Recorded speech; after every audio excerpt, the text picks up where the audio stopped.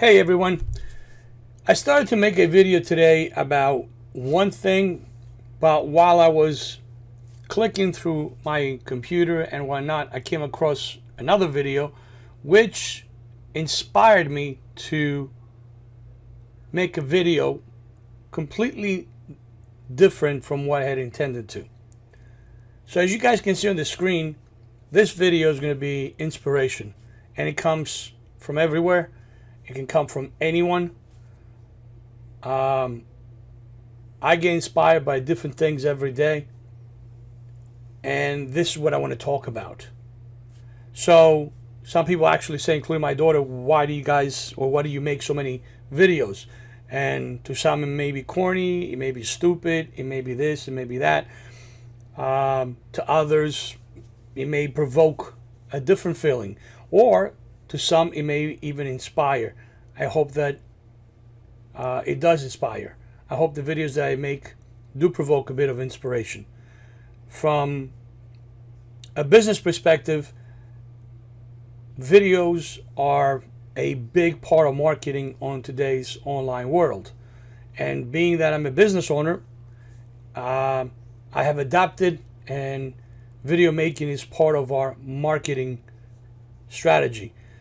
But I figure, I would always try to make videos that I can bring some value to our clients, to our kids, which ultimately our clients are always kids because we're a sports-oriented company. So although the grown-ups are writing the checks for our products, it's the kids that really are our clients. So we hope that we inspire. I hope that I inspire not only the players, but the parents and the coaches.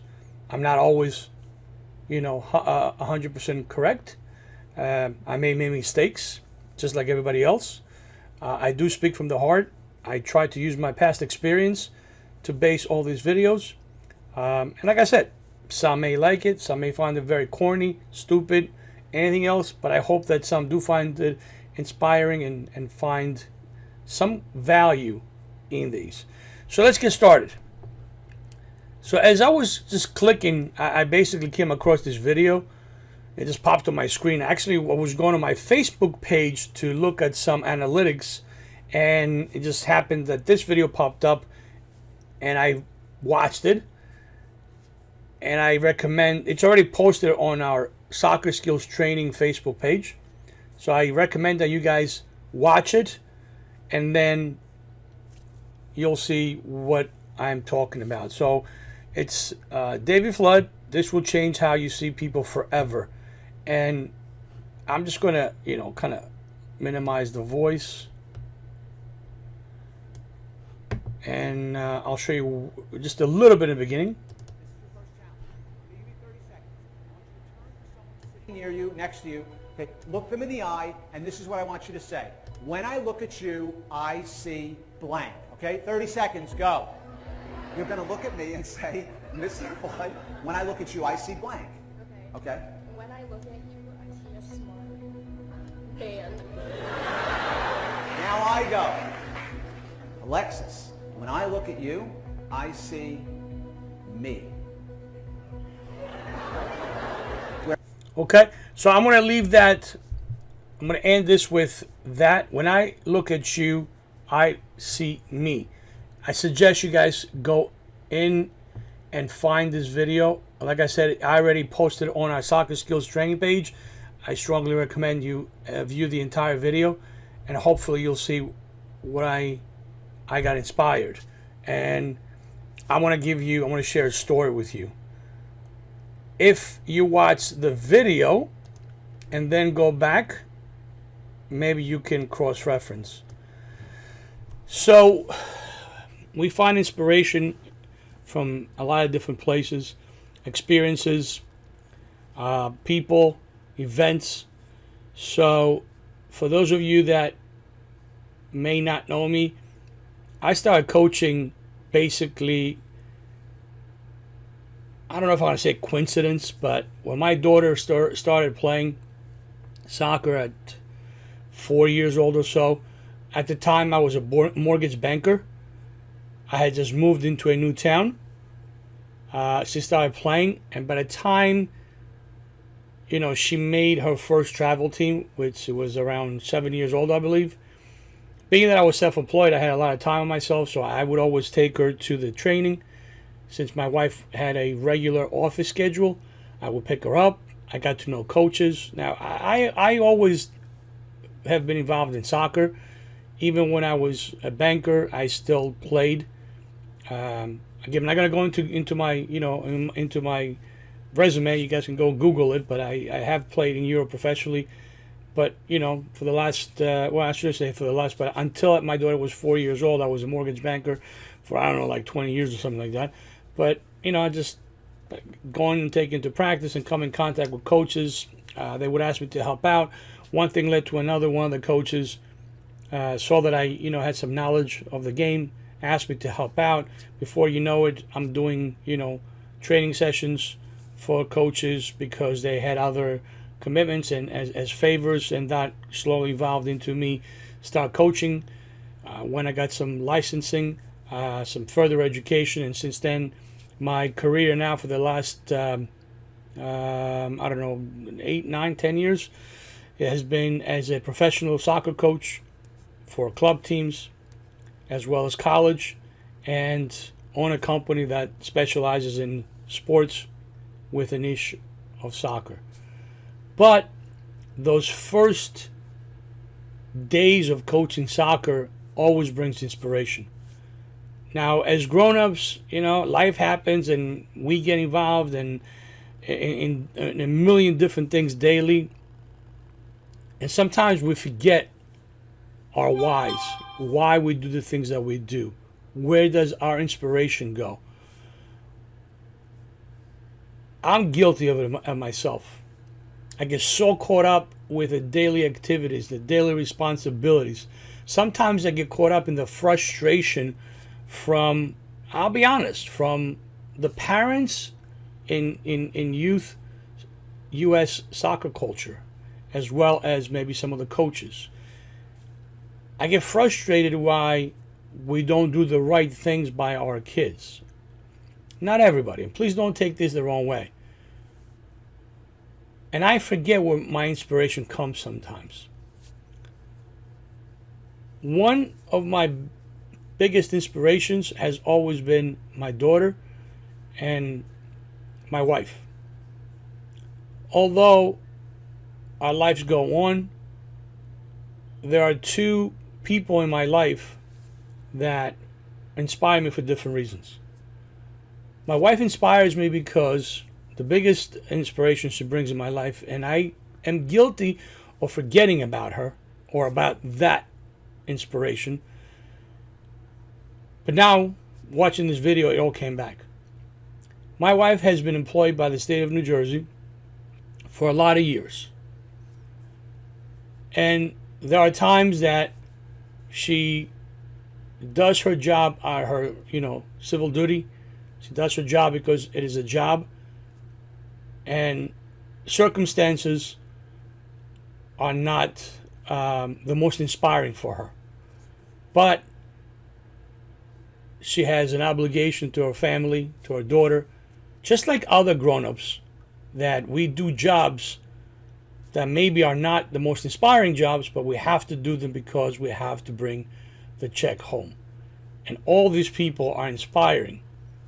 But we forget that inspiration in the midst of daily life. Another inspiration which is always present in our household is my daughter. For those of you that know my daughter, she's a shy kid, loves to please, does everything to please others, great friend, extremely loyal to a point of a fault. And she does things that are inspiring on a daily basis. And again, you say, "Oh, Coach Nico, you're bragging about your family." You're right, as everybody else should brag about their families. So my daughter is inspired to me because the most recent thing that she accomplished is that while other kids are having summer vacation and having a great time all over the place, she actually completed a very difficult summer course so she would not have to take it during the winter months at George School, which is also a very tough school. So, inspirations. But this story is not about just my daughter, my wife. This story really is about one of the first teams that I ever coached of young ladies. I believe I started with them at U8, U9. Some players were U8, U8, U9. And to be honest with you, that group of players that were just mostly recreational players, didn't have much skill. And when we first started, we were just like, the Bad News Bears. For younger people, Google Bad News Bears. Just a bunch of kids that cannot chew gum and walk at the same time. We came together as a group, and my goal was to teach them a game of soccer, have fun, and at the same time, teach them life lessons. Help the families that entrusted me with those kids and gave me the privilege of coaching them with a bit of raising. And I believe that as coaches, we always help raise our players with their families. Their families entrust those kids to us for XYZ period of time. So we help raise those kids, especially if you're a coach that has certain kids for more than 1 year, multiple years. And if you're in youth soccer as a volunteer coach, you have some kids for years to come. You get them at U8 or U9 and you have them, for the next 4 or 5 years. So you actually watch them grow and you help our family raise those kids. I believe that by giving, life lessons through the sport and doing the right thing, we could bring some great values to those kids. So that particular team, there was one kid that every day she will come to training with a smile on her face. And every day she will come up before she went to home and she would give me a hug. That person or that kid probably watches this video will know who she is, but we gave her a nickname. Her nickname was Smiley because she just smiled all the time. It didn't matter, what happened at training. It didn't matter, what happened in the games. It didn't matter how much time she played. It didn't matter if we won or lost. She just smiled. And she was always happy to come to training. And she always left by giving me a hug. In fact, there were times that I maybe have, been speaking with parents. She would wait patiently and give me a hug at the end of practice before mom and dad took her home. So those things have always been inspiration to me. There was other players, for example, that needed to be driven, needed to be pushed. Players that, had some great talent, or players that other coaches did not have the patience to develop or to see what's in them because at that particular moment did not have the physical characteristics that that particular coach needed. So kind of dismissed them. But I saw the potential and, tried to help with the possibilities and the potential in hopes that as they got older, those skills would come out. So that particular group of players stuck together, and I coached them for quite a few years from a team that, listen, our first game, I'll never forget this. And by the way, although I always say I don't agree with the fact that, U7s and U8s are playing organized games. It is what it is. We live in America, right? So I was coaching a young team, and we are in New Jersey, and there's games to be played. So our first game, boy, we got spanked. I mean, badly. Badly. By a team that was, I think, a year younger than us. Well, just a scrimmage, between club teams. Within a month, by the way, we played that same team again. And this time, we beat them 2-0. Now you're going to say, hey, Coach Nico, I thought that, wins and losses were not the measure of success. They're not. It meant absolutely nothing. If we had gone out there and lost that game again, it would have meant absolutely nothing. But to me, I could see the development of the players. From the first game to a month later, it was a night and day. But I'm just giving you the comparison in parent language, because I know most of you parents appreciate wins and losses. So as this team progressed through the years, they bonded together, they played together, they created relationships together. Being that there were girls, there were social values. And they just kept inspiring me because of the way they came together and the way they did things. That particular group of parents came together. You know, one parent on that team said, and I quote, "The worst thing that can happen to a youth soccer player is win early." That's a very good quote. The worst thing that can happen to a youth soccer player is win early. And I think what he meant is that because these guys did not, like, American parent standards, win a lot in the beginning, they bonded, they worked together, and when they did have positive results, they appreciated even more. That particular team, and this is another instance that I will never forget as long as we worked. We're invited to play in a small indoor, scrimmage fest kind of thing. We were the worst team invited, by the way.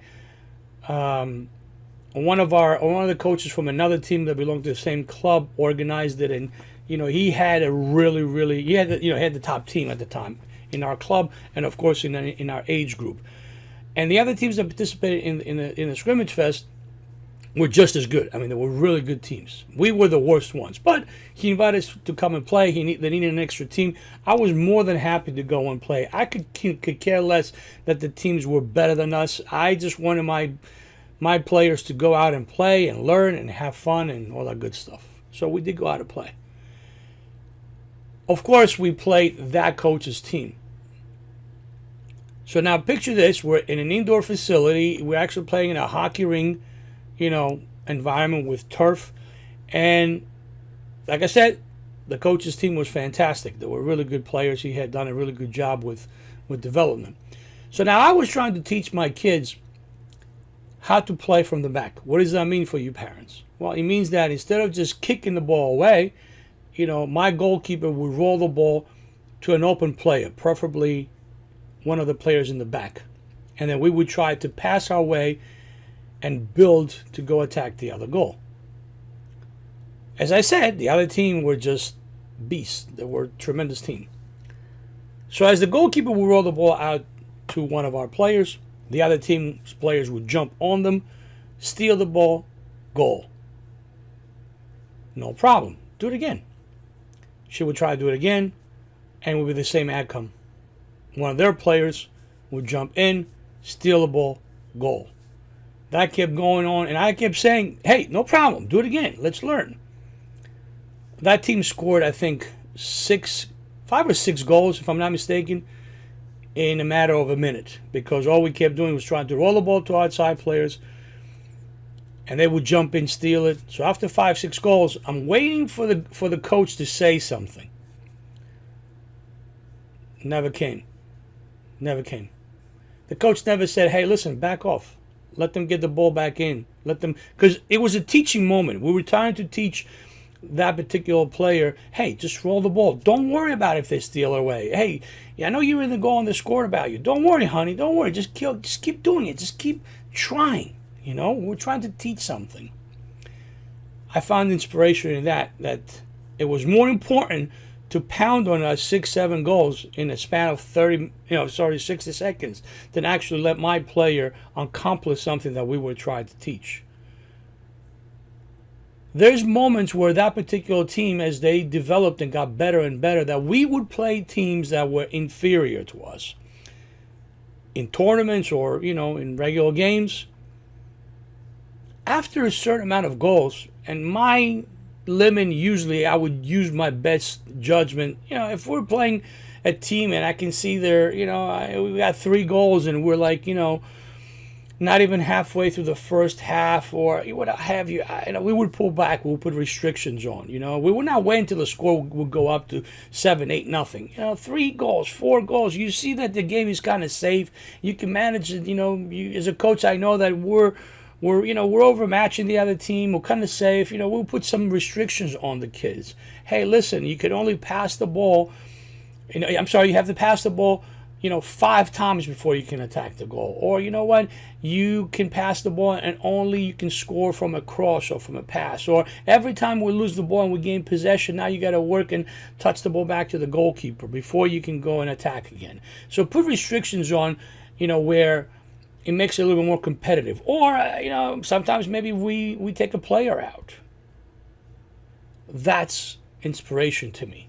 I mean, that group of players from the sideline, I would give them some instructions, and they would carry those instructions so seamlessly, where a lot of the teams, they would just pause and have to think what was going on. That didn't happen overnight, by the way. They started at U9, U8, and by the time they were U12, U12 more or less, U13, there was a period of development that it got them to become thinkers. They loved the game. I mean, it just created a great environment. I'm not saying this to brag. I'm just saying this, that the better they got and the more they put into this, the more inspiration I got. But there were inspiration moments that I received, like I said, from the player that was trying to roll the ball out. And the way, I mean, you could just see her eyes they were getting teary because the other players would steal the ball, goal, and she would have to go in the goal, pick up the ball. And I would have to sit there and say, hey, listen, don't worry about it. Just keep doing what you're doing. Don't worry about the goals. And pump her up and, inspire her to keep going. Although, we were failing. We were failing at that particular task. But I believe the coach was failing. The other coach was failing at something much more, teaching his kids how to back off and be gracious instead of, hey, I'm just going to pummel it down your throat. By the way, we did lose that game, obviously, by quite a bit of difference. It is what it is. But all these things and this story, I hope you can find some inspiration. I mean, there's a lot of things that we can inspire our kids with. And we're all guilty, including myself. There's times, where you guys may see some of these videos that I make and say, well, Coach Nico, maybe you didn't do that exact thing. I'm not saying that I'm perfect. But I do try. Until the next video, Coach Nico.